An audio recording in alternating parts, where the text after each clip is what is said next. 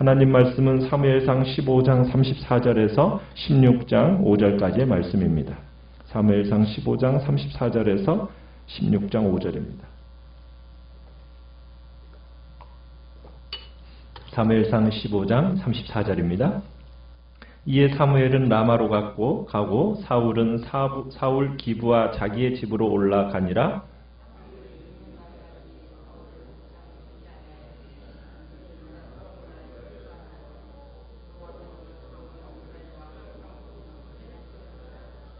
여호와께서 사무엘에게 이르시되 내가 이미 사울을 버려 이스라엘 왕이 되지 못하게 하였거늘 내가 그를 위하여 언제까지 슬퍼하겠느냐. 너는 뿔에 기름을 채워가지고 가라. 내가 너를 베들레헴 사람 이새에게로 보내리니 이는 내가 그의 아들 중에서 한 왕을 보았느니라 하시는지라.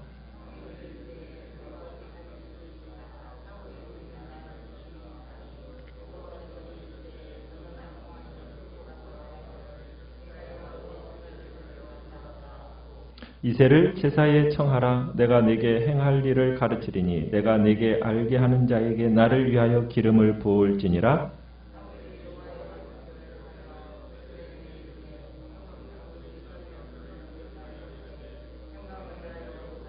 같이 읽습니다. 이르되 평강을 위함이니라. 내가 여호와께 제사로 왔으니 스스로 성결하게 하고 와서 나와 함께 제사하자 하고 이새와 그의 아들들을 성결하게 하고 제사에 청하니라. 아멘.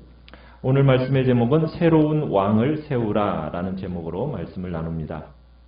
우리가 어제 사무엘이 사울과 함께 이제 제사를 마친 후에 아각을 죽이는 장면을 봤습니다. 아말렉 왕 아각을 사로잡았는 그 아각을 처형을 한 거죠. 그리고 나서 오늘 본문에서는 이제 사무엘이 자기 고향 라마로 돌아갔다고 그러고 사울은 기브와 자기 집으로 올라갔다고 이야기합니다. 그것이 사무엘과 사울의 마지막 작별의 모습입니다. 사무엘은 그 이후로 죽는 날까지 사울을 2번 다시 가서 보지 않았다. 이렇게 말하고 있습니다. 참 사무엘은 사울을 생각하면 생각할수록 슬펐던 거죠. 여호와께서 사울을 이스라엘 왕으로 삼으신 것을 후회하셨다라는 말씀을 하고 있습니다. 하나님은 인간의 불순종, 또 인간의 이 하나님의 명령에 대한 묵살의 죄, 이런 것들로 인해서 하나님은 깊은 상처를 입으시는 분이십니다. 후회하시는 하나님의 모습, 여러분 여기에서 성경의 하나님은 참으로 인격적이신 하나님이시다라는 것을 우리가 볼 수 있습니다. 하나님은 물론 전지전능하신 분이시죠. 그러나 그 전지전능하심이 그분에게 있어서 어떤 지정의가 존재하지 않는 그런 기계적인 분이 아니십니다. 하나님은 인간의 태도에 따라서 깊은 영향을 받으시는 분이라는 것을 우리가 볼 수 있는 겁니다. 하나님은 인간의 죄, 인간의 불순종 때문에 상처를 받으시는 분이에요. 마음에 말할 수 없는 고통과 참으로 마음의 무너져 내림을 느끼시는 지극히 인격적이신 하나님이 우리가 믿는 하나님이란 얘기입니다. 그래서 하나님께서는 인간의 패역과 인간의 죄악에 대해서 매일 분노하십니다. 진노하시고 후회하시는 거예요. 그러나 후회와 진노와 분노로만 끝나는 것이 아니라 그 후회와 분노를 초월하셔서 또 그 하나님에게는 은혜와 자비를 베푸시는 그런 인격적이신 하나님이시다라는 것을 우리가 다시 한번 또 보게 되는 겁니다. 기쁨과 기대감으로 시작되었던 이 사울의 왕권이 여호와 하나님의 그 슬픔과 사무엘의 슬픔으로 막을 내리는 것은 참 불행한 일입니다. 참 하나님의 관점으로 볼 때 이제 이미 사울은 폐위가 된 상태예요. 그런데 폐위된 사울을 바라보는 사무엘의 마음은 지금 어떠합니까? 슬퍼요. 그래서 사무엘은 사울의 일 때문에 오랫동안 슬퍼했다 이야기하고 있습니다. 사무엘은 여호와의 약속에서 시작되었던 왕의 직임을 정말 사울이 저버리고 거부했기 때문에 참 슬퍼하고 있는 겁니다. 사무엘이 사울을 개인적으로 아꼈다. 이것 또한 분명한 사실이지만 사울을 위해 슬퍼했다라는 이 말 속에는 그저 이 개인적으로 참으로 이스라엘의 옛 왕을 위해서 슬퍼한다 이것만을 얘기하는 것이 아니라 그걸 넘어서서 여호와의 백성을 위해서 슬퍼한다라는 그 의미가 담겨져 있습니다. 과연 장차 이 나라는 어떻게 될 것인가? 그리고 이 민족의 향방은 어디로 갈 것인가? 이게 사무엘에게 있어서 큰 염려였던 거죠. 사울의 죄와 버림받음 때문에 이제 이스라엘 백성들이 혹여나 참 흩어져 버릴지는 않을까? 이런 염려가 이 사무엘의 마음속에 있었다는 얘기입니다. 왕정이 시작될 때에는 참 밝은 미래가 참으로 보장되는 것처럼 보여졌었는데 결국 하나님의 뜻에 대한 이 사울의 반역으로 이렇게 끝이 나버리니까 지도자를 잃어버린 이 하나님의 백성들은 어떻게 될 건가? 자멸해 가버리는 건 아닐까? 그런 형국으로 가버리는 것에 대한 안타까움과 슬픔이 지금 사무엘의 마음을 지배하고 있었던 겁니다. 이런 사무엘의 마음과는 대조적으로 하나님께서는 어떤 계획을 갖고 계십니까?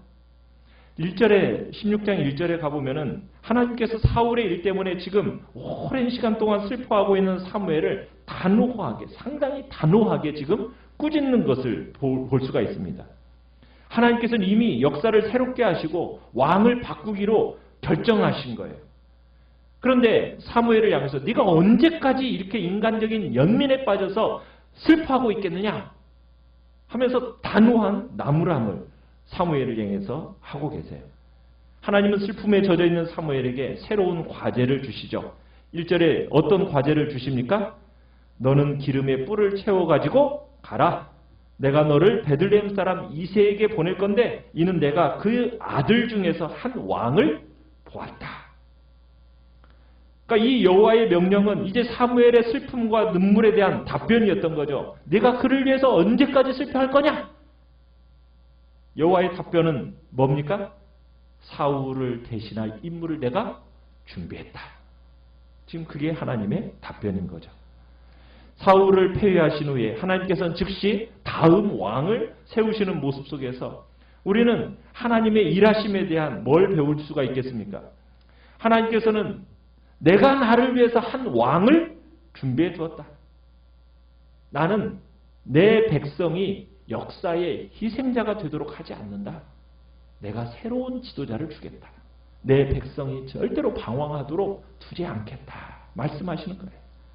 여러분 하나님의 나라는요. 절대로 결코 사람에 의해서 몰락하지 않습니다. 하나님은 자신의 나라를 위한 계획을 가지고 계시고 그래서 사람을 패하기도 하시고 사람을 세우는 일에 전적인 주도권을 가지고 계시고 행사하시는 분이 누구이십니까? 하나님이십니다. 그래서 하나님께서는 지금 새로운 시작을 주시는 능력이 있는 거예요. 하나님은 모든 것이 지금 파멸로 막 치달아가는 것처럼 보일 때 하나님은 새로운 시작을 주시는 분임을 알 수 있는 거예요. 결국 이스라엘 민족의 참된 왕이 누구라는 겁니까? 하나님이시라는 거예요.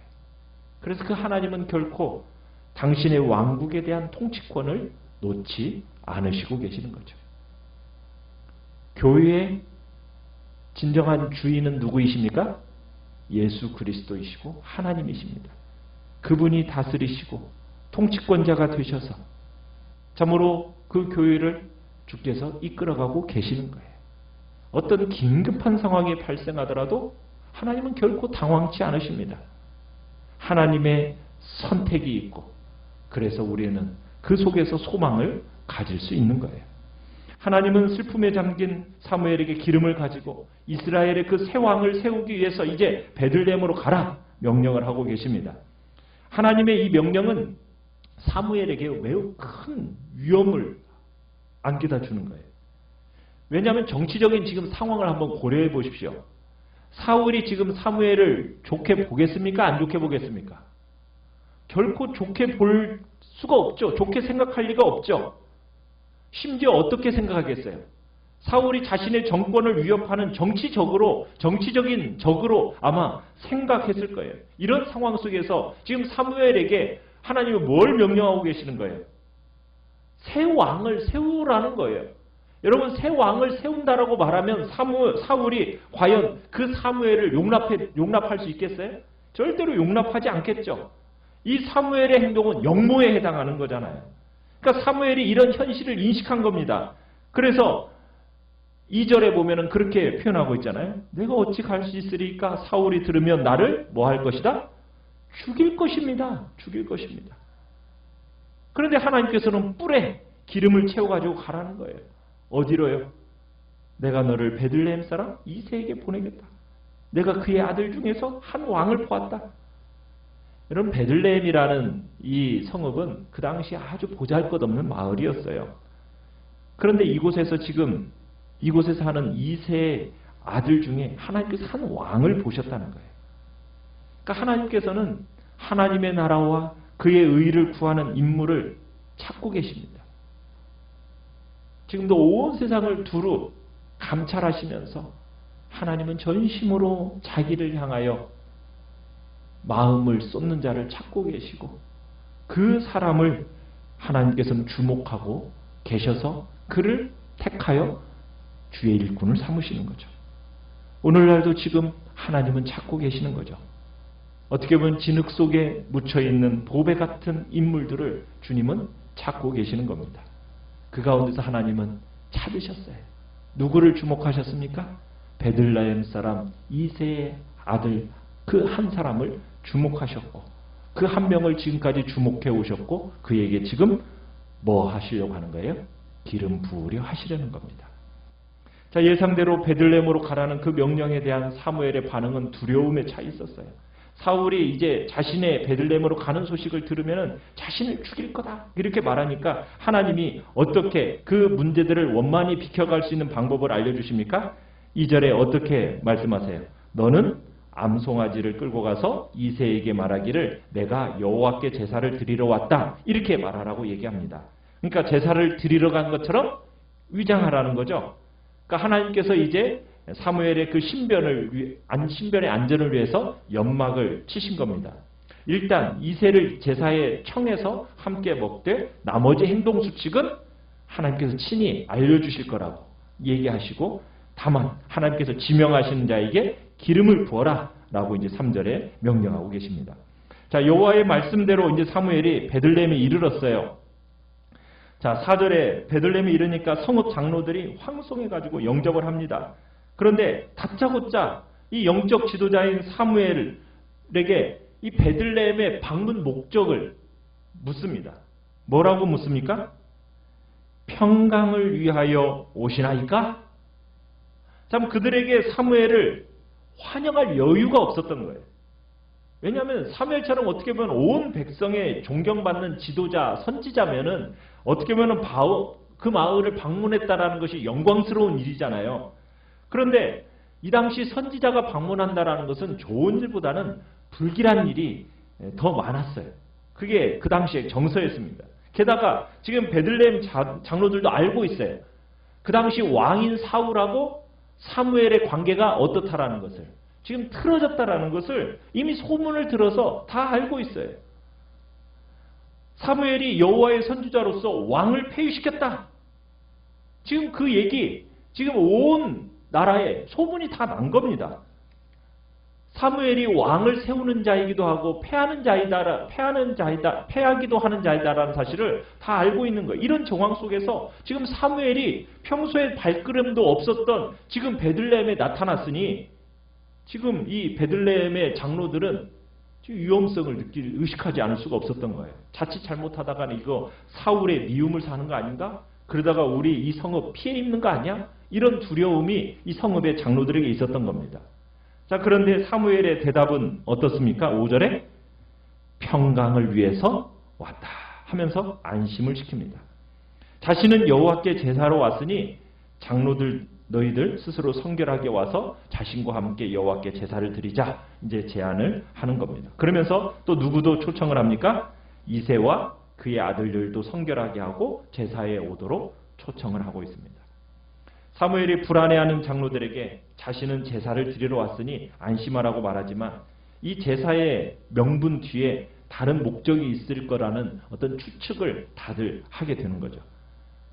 이때까지 베들레헴이 사무엘이 제사를 드리기 위해서 들르는 그런 장소가 아니었기 때문에 장로들은 참으로 어떤 명분이 있어 왔구나 추측은 했는데, 그 추측 가운데 바라볼 때 다 증인이 돼요.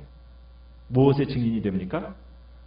장차 다윗에게 기름을 부어서 그를 이스라엘의 왕으로 세우는 일에 대한 목격자요 증인으로서 또 이 장로들이 세움받게 되는 거죠.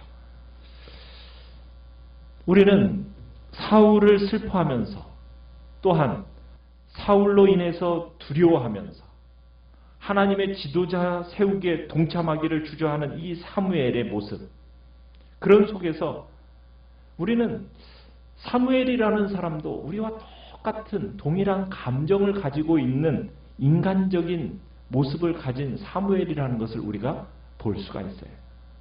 여러분, 믿음의 사람이라고 해서 아무 감정도 없느냐? 그거 아닙니다.